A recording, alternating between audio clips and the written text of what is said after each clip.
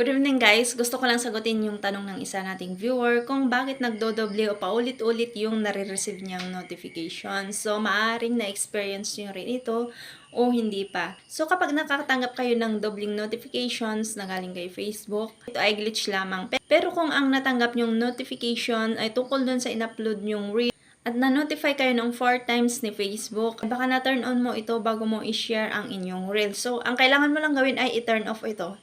So, kung hindi mo alam kung paano ito, tara sa ating susunod na video. For example, ay mag-upload tayo ng reel. So, pindutin lang natin yung video. And then, tap next. And then, dito, describe nyo na ang inyong reel. Lagyan nyo din ng hashtag. Then, scroll up nyo. Scroll up nyo lang. And then, dito sa see more settings, pindutin natin yan. And then, tap natin itong A/B test. And then, dito sa auto A/B testing, pindutin natin yan. Then, kailangan natin itong i-turn off.